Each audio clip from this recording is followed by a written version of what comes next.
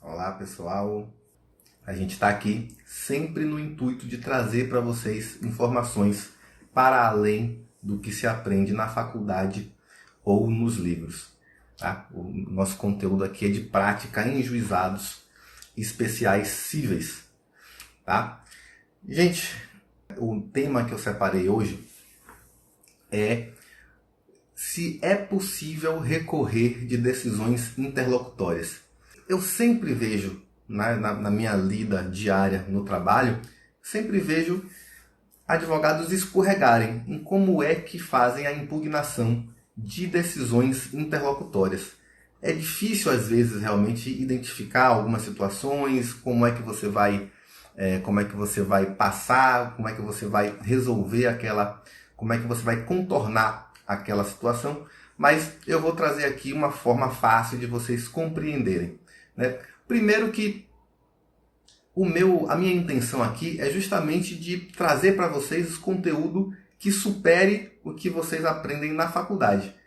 E uma das primeiras coisas que se ouve sobre os juizados na faculdade é que as decisões interlocutórias são irrecorríveis. E isso é verdade até certo ponto, mas isso não é totalmente verdade. Né?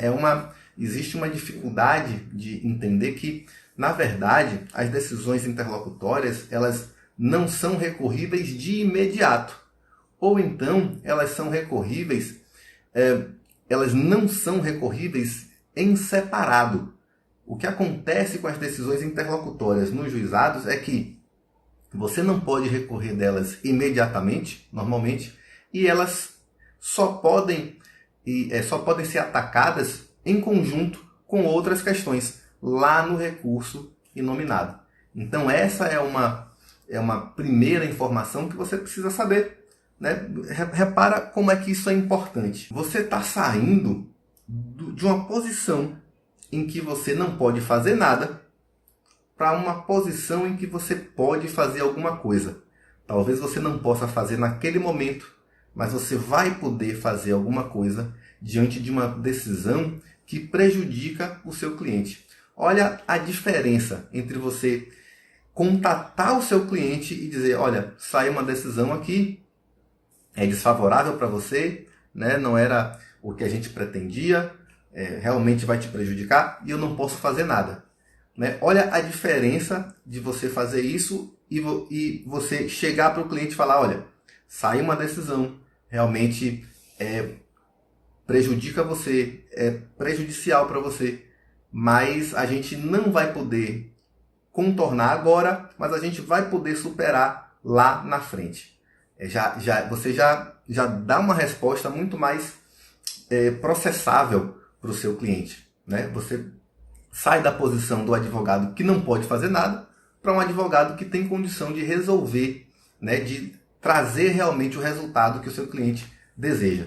Então preste atenção aqui que a gente vai chegar na forma em que você vai poder realmente impugnar uma decisão interlocutória. Primeiro, né, como assim, Hugo? Tem gente aqui que já é mais experiente, mas eu sei que normalmente 70% das pessoas que me acompanham ou são iniciantes ou não têm experiência em juizado especial. Tá? E eu preciso fazer uma distinção aqui, que é, talvez, para quem já tenha mais experiência, simples, mas talvez para outros não seja tão simples assim. O que é decisão interlocutória? Né? O juiz, num processo, ele pode dar diversos pronunciamentos.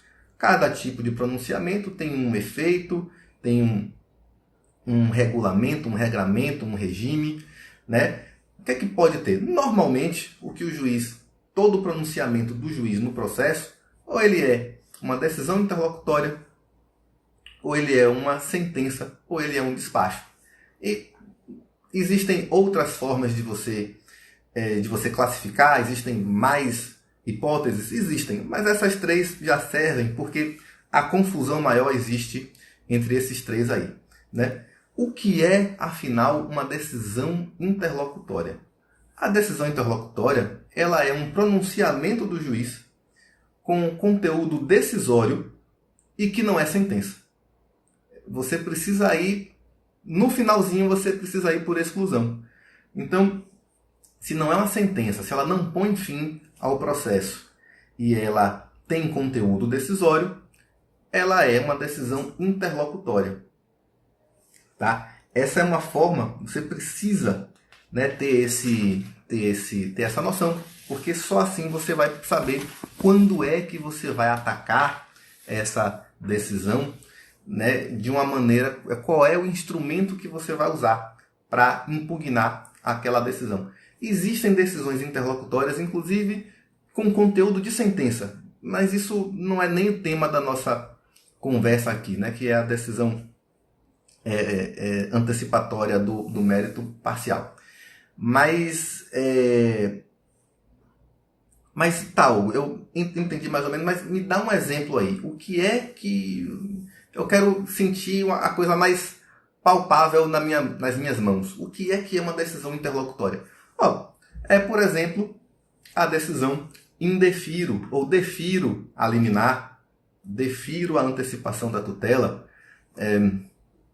a que concede ou a que nega a gratuidade da justiça, por exemplo, são decisões interlocutórias. A decisão do juiz do juizado, né, no primeiro juízo de admissibilidade do recurso inominado, também é uma decisão interlocutória. A que decide, olha, o recurso é intempestivo, então eu não vou mandar para a turma recursal. Ou o recurso é deserto, houve o recolhimento a menor das custas recursais, então eu não vou poder enviar o recurso para a turma recursal. Isso também é uma decisão interlocutória. Então, acho que está mais ou menos claro aí para vocês as hipóteses mais recorrentes de decisão interlocutória nos juizados. Basicamente são essas aí. E eu falei de uma coisa aqui que talvez para vocês não tenha ficado tão claro assim, porque com o CPC de 2015, né, a apelação sofreu uma alteração no seu processamento, mas nos juizados especiais o recurso inominado continua sofrendo uma dupla verificação das condições de admissibilidade. Então, quando você apresenta o recurso inominado, você faz isso ao juiz do juizado e requer que ele remeta para a turma recursal, mas o juiz do juizado ele vai fazer o primeiro juízo de admissibilidade. Ele vai verificar se há ali tempestividade do recurso, preparo, se o preparo está inclusive completo, com todas as custas pagas. Se por acaso houver o requerimento de gratuidade da justiça, ele vai verificar ali também o merecimento do benefício da gratuidade da justiça. Tudo isso deve ser feito pelo juiz do juizado, lá no primeiro grau ainda. Então, se por acaso ocorrer uma decisão do juiz do juizado negando qualquer dos requisitos do recurso inominado, dizendo que, olha, não vou encaminhar o recurso para a turma recursal porque falta um dos requisitos do recurso, você está diante de uma decisão interlocutória também. Mas tá, beleza, isso é uma decisão interlocutória. E o que é que não é? Primeiro, o que não é uma decisão interlocutória é uma sentença. Está pondo fim à fase de conhecimento do processo, pois fim a lide é uma sentença. Tá? Também não é uma sentença, ou também não é uma decisão interlocutória, os despachos. Então, uma decisão que fala intime-se o réu para que se manifeste sobre a petição apresentada às folhas tais. Isso é um despacho. Isso não tem um conteúdo decisório. Isso não está influenciando, né, na sua jornada ali dentro do processo. Né? É um mero despacho. E aí e é irrecorrível, inclusive. Despachos não são recorríveis. Tá? Ok, já esclarecemos o que é uma decisão interlocutória. E agora vamos distinguir também recurso. Por que eu quero distinguir o recurso aqui? Porque eu vou chegar lá. Eu vou explicar para você que você pode impugnar a decisão interlocutória e nem sempre é através de um recurso. O que é um recurso? O recurso é uma forma que você tem de impugnar uma decisão judicial dentro da mesma relação jurídica processual, dentro do mesmo processo. Não vai ter um outro número, pelo menos não aquela numeração do CNJ, né? Não vai ter outro número, é o mesmo processo. Então você vai juntar ali, né, a sua petição no fundo do processo e o processo corre, vai ser remetido para o órgão que tenha que julgar o recurso, mas é o mesmo processo ainda. Mas você pode impugnar decisões judiciais também através de outras formas. Por exemplo, uma ação autônoma. E qual é o exemplo mais importante para a gente nos juizados? É o mandado de segurança. O mandado de segurança, ele é uma ação autônoma, né? É uma ação constitucional, está lá prevista na Constituição, e você é outro processo. É outro processo. Inclusive com competência originária da turma recursal.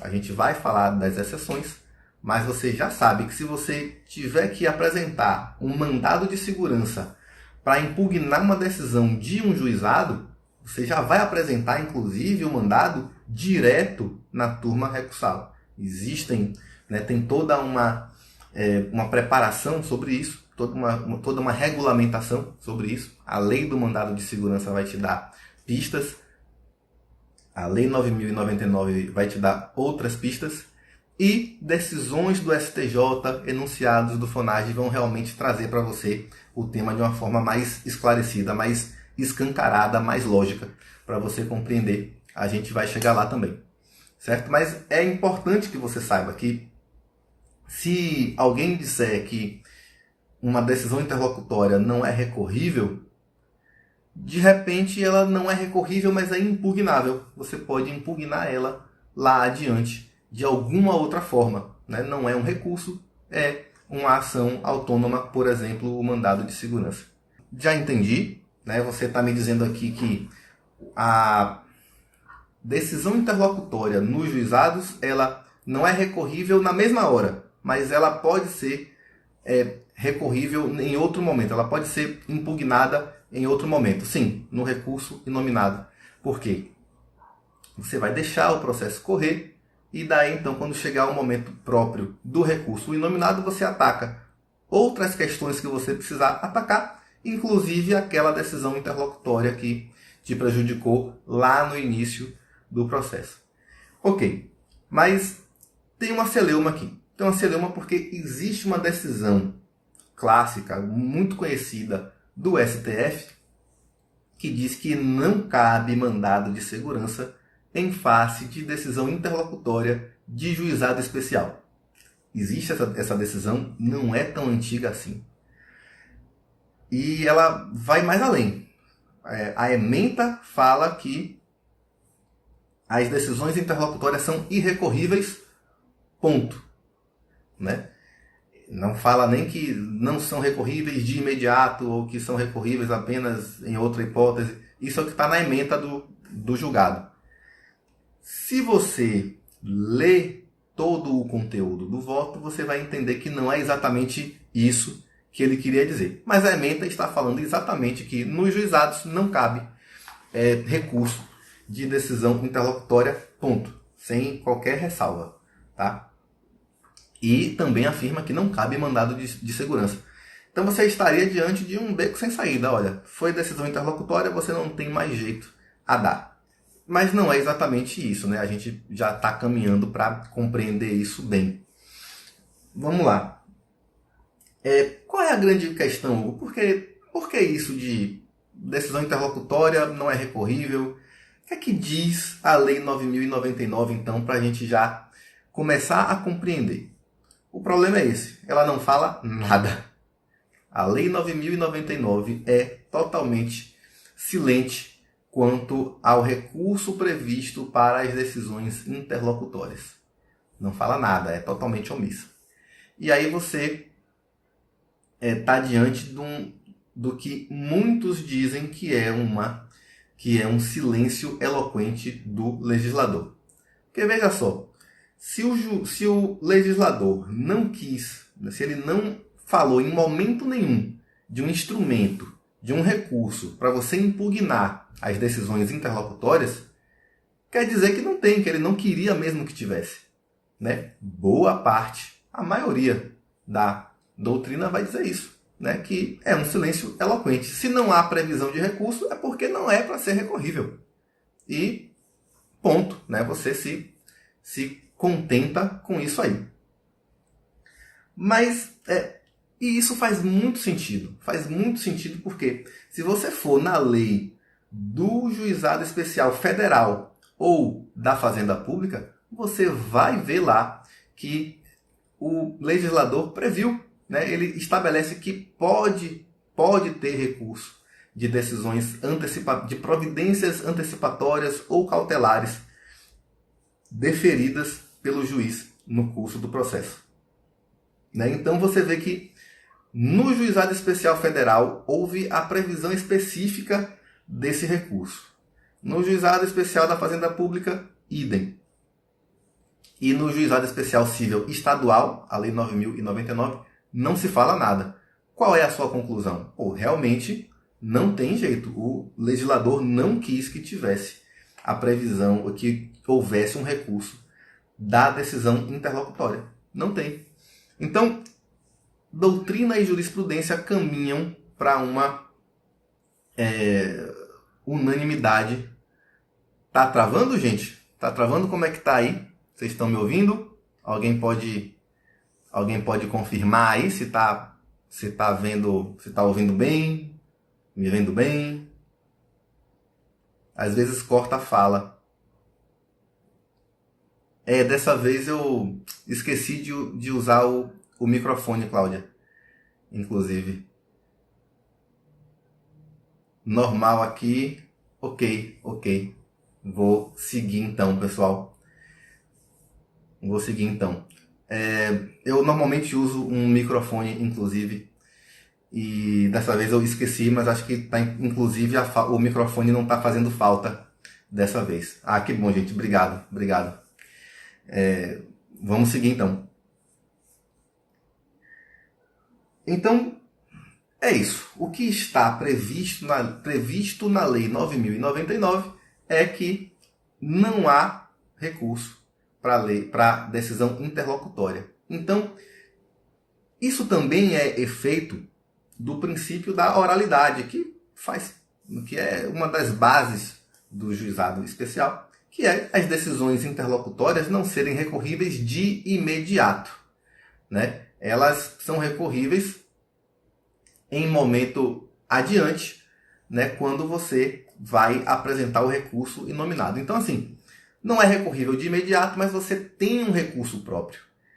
E por que o legislador quis que o recurso inominado fosse o recurso próprio para você impugnar tanto as decisões interlocutórias quanto a própria sentença? Por que tudo junto e por que dessa maneira? A grande questão é que o juizado tem a vocação de ser realmente um procedimento mais célere. O que o legislador quer é que o processo caminhe, né, o mais rápido possível. E para isso ele tomou diversas providências. Não é todo tipo de pessoa que pode ajuizar a ação nos juizados. Não é qualquer matéria que pode ser discutida nos juizados. E também uma das maneiras que se encontrou de acelerar o rito dos juizados é justamente deixar o processo correr da petição inicial até a sentença sem grandes incidentes, sem grandes questões. Então você tem tudo concentrado na audiência, inclusive a previsão é de que ela fosse una, né? Nem sempre é possível, às vezes por questões práticas, termina sendo mais rápido você ter duas sessões de audiência, né? Uma sessão de conciliação e outra de instrução e julgamento, mas o que se pretendeu é que o processo fosse da inicial até a sentença num chute só. Né? Por quê? Porque, às vezes, a decisão interlocutória ela prejudica o seu cliente, mas, no final, seu cliente leva tudo o que ele pretendia. no final, a decisão, a sentença, o mérito, é totalmente favorável para o seu cliente. Então, o que seria uma decisão interlocutória, prejudicial, que ia causar embaraços, dificuldades para o seu cliente lá na frente, e aí você ia recorrer daquela decisão, o processo ia subir para a turma recursal, voltar para só então ser sentenciado, você economiza aí alguns bons meses ou anos no seu processo. Né? Por quê? Olha só, às vezes o juiz ele não quis ouvir sua testemunha. E ele realmente disse, olha, eu indefiro, não quero ouvir essa testemunha. Você vai acompanhado das suas testemunhas para a audiência. Você está lá feliz com suas 3 testemunhas lá. E o juiz só quer ouvir 2. Não, estou satisfeito, não vou ouvir a terceira. E você fica furioso, quer ir para a corregedoria, quer ir para o CNJ, quer, enfim, brigar com o juiz leigo lá na hora, ou enfim. Mas, no fim das contas, deu tudo certo. Por quê? Porque o juiz já estava convencido. Ele não precisava mais ouvir aquela terceira testemunha. Ele já entendia, ele já sabia que que o resultado do julgamento seria favorável para você. Então aquela testemunha só ia atrasar o processo, só ia criar mais um atraso na pauta de audiência dele, né?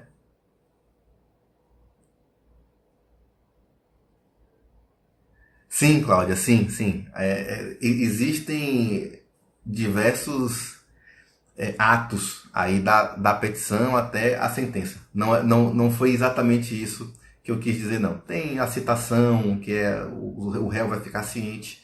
Mais adiante vai ter uma audiência de conciliação, outra de instrução, e daí então a sentença.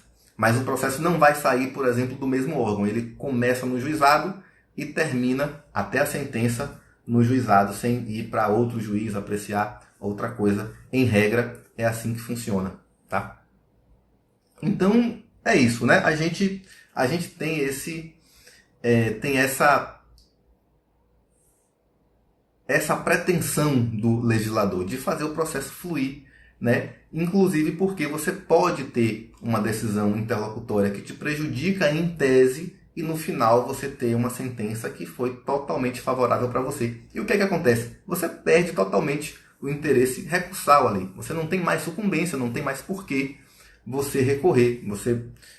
Seria absurdo pensar que você, diante de uma sentença totalmente favorável para o seu cliente, fosse ainda recorrer através de um recurso inominado somente para dizer, olha, mas ele não ouviu a minha testemunha, ele indeferiu injustamente a oitiva da minha testemunha.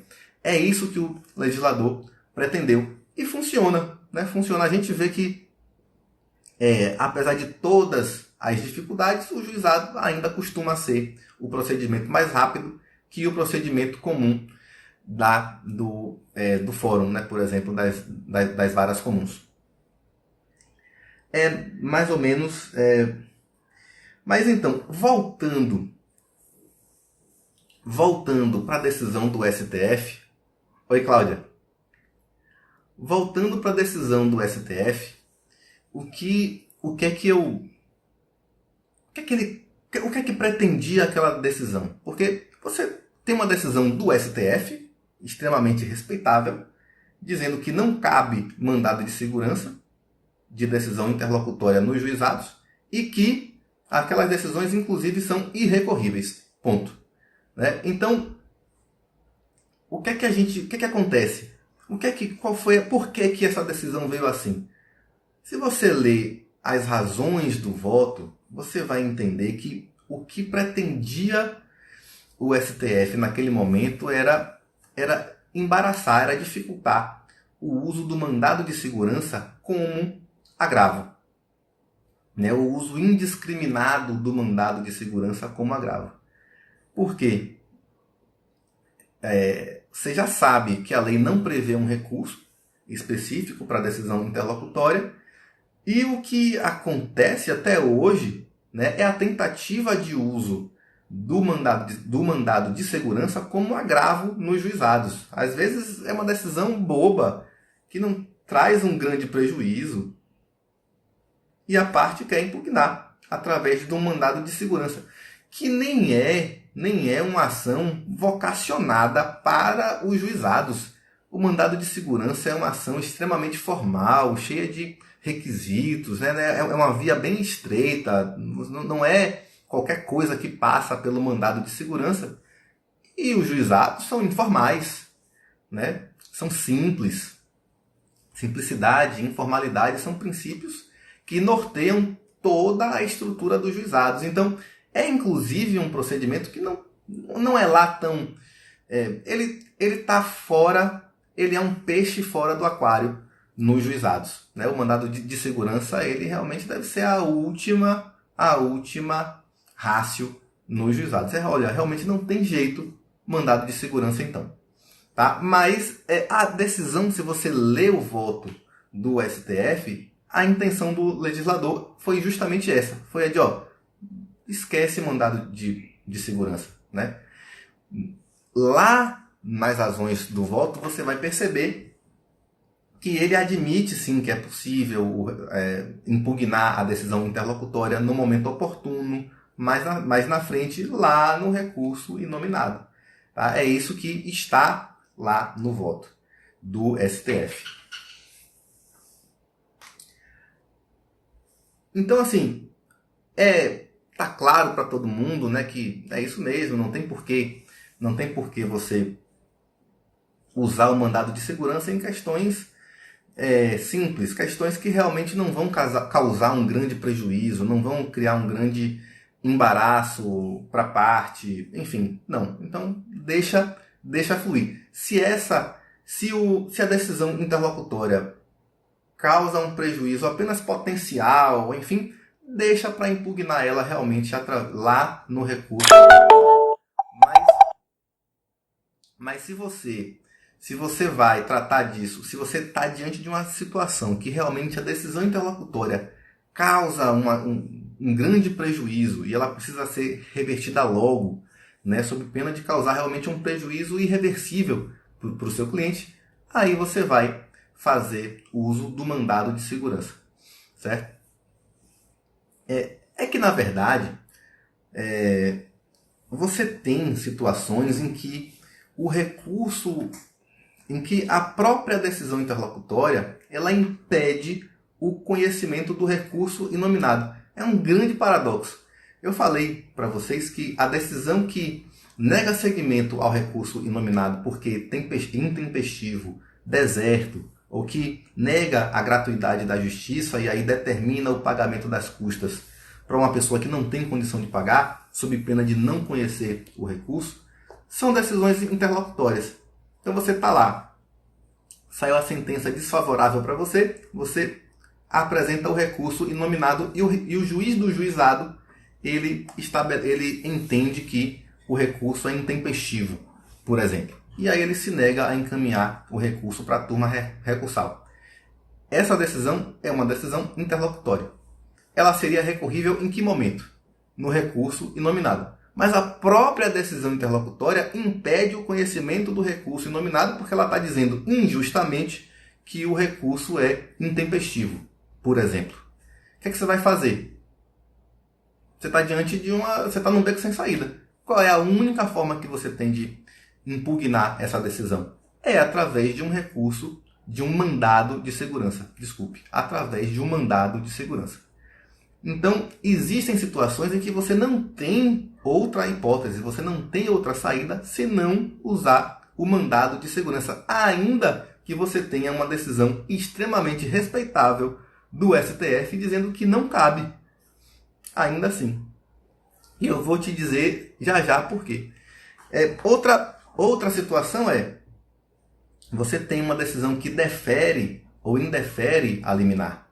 Né? Digamos que você é autor, né? Você está com o autor, e a pretensão é o custeio de uma cirurgia urgente, né? sob risco de morte da parte do autor. E por um equívoco o juiz simplesmente não defere, ele indefere a liminar. Você vai fazer o quê? Vai esperar o processo transcorrer o curso normal até chegar o momento da sentença para daí então você recorrer através do recurso inominado. Não vai dar tempo. A parte morre. Você não tem outra hipótese senão o mandado de segurança. Então você percebe que você precisa de alguma forma ter uma maneira, uma ferramenta, né, para impugnar aquela decisão. E ela é o mandado de segurança, sim. E aí você fala, Hugo, mas tá, peraí. Você me traz aqui uma decisão do STF dizendo que não cabe mandado de segurança. E eu faço o que agora? Porque já você me falou que é a única hipótese, é a única saída que eu tenho. Tá, o STF, naquela questão, tá, primeiro que a decisão não é em recurso repetitivo, tá? Até onde eu me lembro, não é não. Foi um processo, isso foi um recurso extraordinário isolado. Mas, além disso, você tem diversas decisões do STJ, você tem súmula do STJ recente, relativamente recente, que admite o mandado de segurança contra decisão dos juizados especiais e inclusive estabelece de quem é a competência para julgar. Tá? Você tem enunciado do FONAGE, que aí, entenda, é mera doutrina, mas é de todo modo uma informação que você precisa ter, que também estabelece que cabe mandado de segurança e habeas corpus, né? Lógico, contra ato de juizado. Então você tem também outras fontes que admitem sim o processamento do mandado de segurança nos juizados especiais. A súmula é a 376, não é tão recente assim não.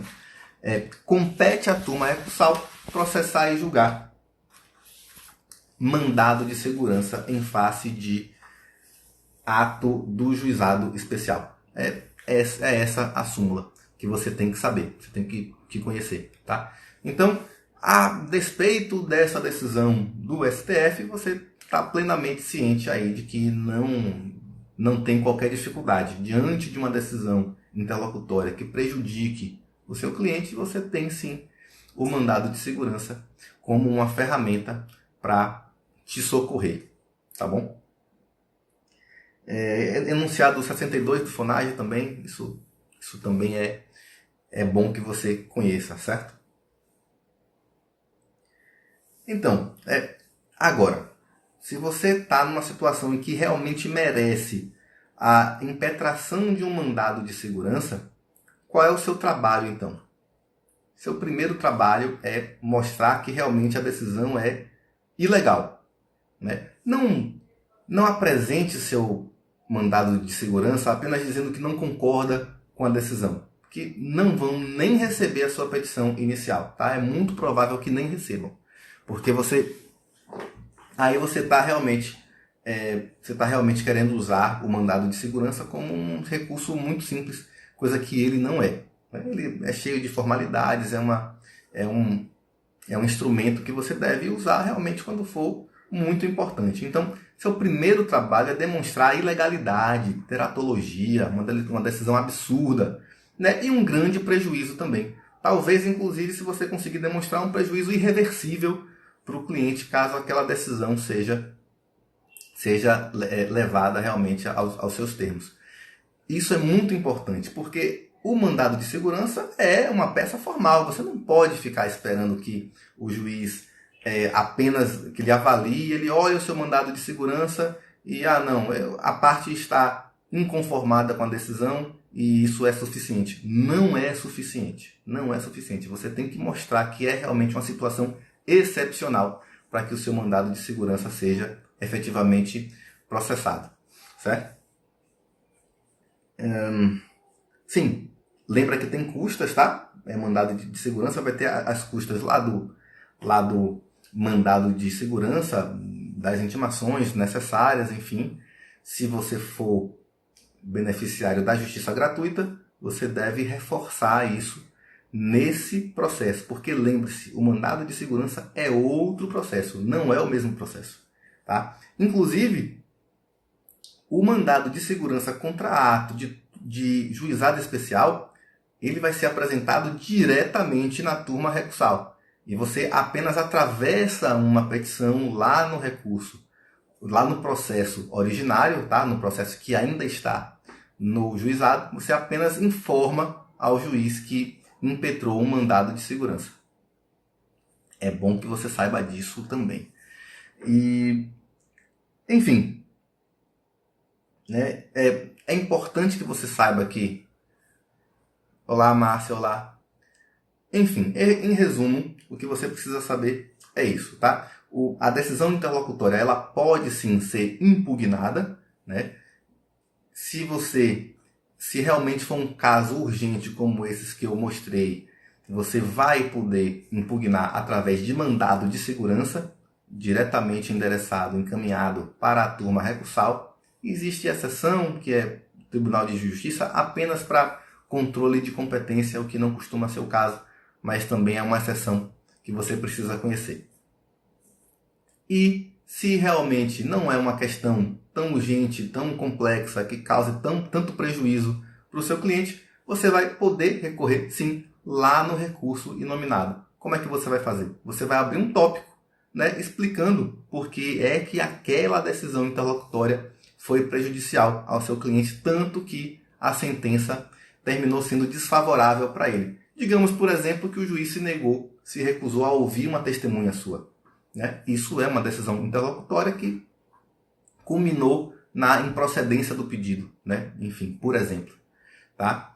É preciso que você tenha interesse ainda em recorrer dessa decisão. Às vezes, a decisão interlocutória foi desfavorável, mas a sentença é favorável e aí o processo morre aí. Não inventa de querer recorrer só para, enfim, por questão de honra, para poder mostrar que o juiz indeferiu a oitiva de sua testemunha injustamente. Enfim, se a sentença foi favorável, ok, toca a bola para frente e é isso aí.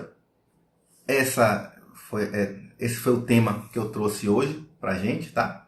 Se você quiser ser avisado sempre das lives que eu vou fazer, entra no meu grupo do Telegram, certo? E como é que você faz para entrar no meu grupo do Telegram? Você vai lá, clica no link que está na descrição do meu perfil, lá na bio, e você vai ter lá algumas opções. Uma delas é entrar no meu grupo do Telegram.